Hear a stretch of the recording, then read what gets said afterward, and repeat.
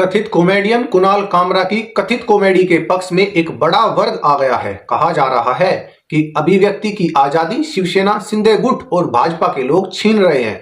कहा जा रहा है कि उन्हें कॉमेडी नहीं करने दी जा रही। ये वही वर्ग है जो लगातार उस आजादी के दमन पर मौन रहता है, जो कांग्रेस या शिवसेना, उद्धव गुट, शरद पवार, तृणमूल कांग्रेस, डीएमके, आम आदमी पार्टी आदि के नेता लगातार करते रहते हैं। कुणाल कामरा को लेकर जो लोग आज अभिव्यक्ति की आजादी की बात कर रहे हैं, उन लोगों की चुप्पी कई मामलों पर दिखी, या फिर कहें उनकी सहमति कई मामलों पर दिखी। बात महाराष्ट्र में हुई तो कुछ चर्चित मामले महाविकास आघाड़ी की सरकार के समय के ही लेते हैं। पहला मामला, महाराष्ट्र में एक अभिनेत्री है केतकी चितले। उन्हें वर्ष 2022 में गिरफ्तार कर लिया गया। उन्होंने एक ऐसी कविता को सोशल मीडिया पर साझा कर दिया था जिसमें कथित रूप से एनसीबी सुप्रीमो शरद पवार का मजाक था। केतकी पर दर्जनों एफआईआर दर्ज हुई थी और केतकी को 1-2 दिन नहीं बल्कि पूरे 41 दिनों तक पुलिस हिरासत में रहना पड़ा था, और वह भी केवल और केवल एक फेसबुक पोस्ट के कारण।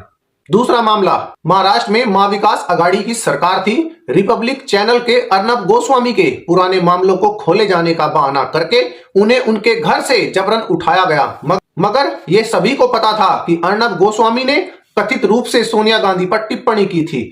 उस समय महाविकास आघाड़ी की सरकार को पसंद नहीं आया था। अर्नब गोस्वामी को पुराने मामलों की आड़ में हिरासत में लिया गया था, और इतना ही नहीं, रिपब्लिक के सभी कर्मचारियों पर एफआईआर दर्ज कराई थी। तीसरा मामला, अभिनेत्री कंगना रनौत के बंगले के एक हिस्से को जब बीएमसी ने तोड़ा था तो कुणाल कामरा ने इस कार्रवाई का समर्थन किया था, और साथ ही शिवसेना उद्धव गुट के नेता संजय राउत के साथ बैठकर बुलडोजर लेकर कंगना का मजाक भी उड़ाया था। चौथा मामला, कुणाल ने पत्रकार अर्नब गोस्वामी का भी अपमान किया था। उसने इंडिगो एयरलाइंस में अर्नब का अपमान करते हुए कहा था, मैं कायर अर्नब से उसकी पत्रकारिता के बारे में पूछ रहा हूं, और वह ठीक वही कर रहा है जिसकी मुझे उससे उम्मीद थी। जैसे जैसे विवाद बढ़ता गया, Indigo, spice jet, Go Air और एयर इंडिया ने कामरा पर प्रतिबंध लगा दिया।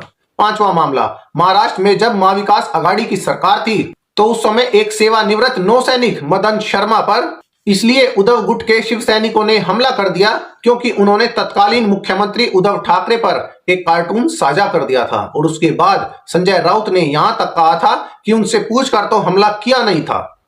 अब कुछ ऐसे मामलों की बात करते हैं जो गैर भाजपा शासित राज्यों के हैं, जहां पर अभिव्यक्ति की आजादी का गला घोटा गया। पहला मामला, जब महाराष्ट्र से लेकर पूरे देश में गैर एनडीए दलों के नेता कुणाल कामरा को लेकर अभिव्यक्ति की आजादी की बात कर रहे हैं, तो उसी समय तमिलनाडु के चेन्नई में यूट्यूबर सावक्कू शंकर के घर पर हमला हुआ।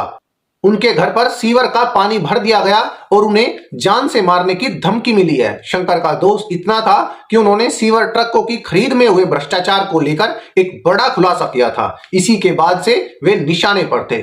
दूसरा मामला, बात जब तमिलनाडु की हो तो मनीष कश्यप की बात न हो, ऐसा हो ही नहीं सकता। मनीष कश्यप ने तमिलनाडु में बिहारी मजदूरों के साथ हो रहे अन्याय को दिखाया तो उन पर तमिलनाडु सरकार ने एनएसए अर्थात राष्ट्रीय सुरक्षा कानून लगा दिया था। तीसरा मामला, इसके बाद आम आदमी पार्टी की यदि बात करें तो लोगों को याद होगा कि पूर्व मुख्यमंत्री के शीश महल के विषय में खुलासा करने पर किस तरह से टाइम्स नाउ, नव भारत के पत्रकारों को पंजाब में गिरफ्तार किया गया था। एक महिला पत्रकार पर SC/ST एक्ट तक लगा दिया था। चौथा मामला, कैपिटल टीवी के खिलाफ भी इसलिए पंजाब में केस दर्ज कर दिया गया था क्योंकि उन्होंने आम आदमी पार्टी के सांसद राघव चड्ढा पर एक वीडियो दिखा दिया था। केस में शिकायत थी कि उनका वीडियो दो समुदायों के बीच टकराव बढ़ा सकता है, जबकि वीडियो में कंटेंट यह था कि पंजाब के राज्यसभा सदस्य राघव चड्ढा आंखों के इलाज के लिए इंग्लैंड गए हैं और वे पंजाब के युवाओं को सफेद नशे की ओर धकेल रहे हैं। इसे लेकर कैपिटल टीवी के पत्रकारों के साथ उनके एडिटर इन चीफ को भी गिरफ्तार करने की योजना थी। हालांकि केस कोर्ट से खारिज हो गया। पांचवा मामला, यूट्यूबर रचित कौशिक का मामला। तो लोग भूले ही नहीं होंगे जब उन्हें नो कन्वर्शन नामक खाते की एक पोस्ट साझा करने के आरोप में शादी समारोह के रास्ते से ही पंजाब पुलिस ने गिरफ्तार कर लिया था, जबकि रचित कौशिक ने कहा था कि उन्हें इसलिए गिरफ्तार किया गया क्योंकि उन्होंने अपने चैनल पर अरविंद केजरीवाल, उनके परिवार और पंजाब सरकार के संबंध में कुछ तथ्य प्रस्तुत किए थे। छठा मामला, तृणमूल कांग्रेस की नेता और बंगाल की मुख्यमंत्री ममता बनर्जी पर एक कटाक्ष करने वाला कार्टून साझा करने को लेकर जादवपुर यूनिवर्सिटी के प्रोफेसर अंबिकेश महापात्रा को गिरफ्तार कर लिया गया था और उन्हें पूरे 11 वर्ष उपरांत पिछले वर्ष दोषमुक्त करार दिया था। उन्हें वर्ष 2012 में गिरफ्तार किया गया था। अगला और सबसे ताजा मामला है तेलंगाना में 2 महिला यूट्यूबर्स की गिरफ्तारी का।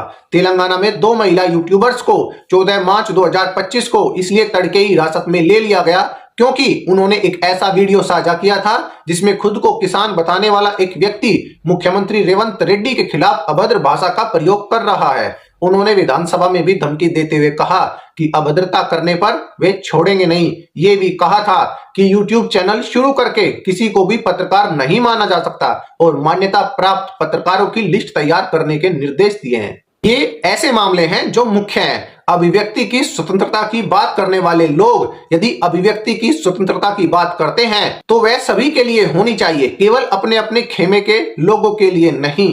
अब आप सभी इस बारे में क्या विचार रखते हैं तो कमेंट सेक्शन आप सभी के लिए खुला है। अपने विचार रखिए और जाते जाते वीडियो को लाइक कीजिए, शेयर कीजिए और चैनल को सब्सक्राइब जरूर कीजिए।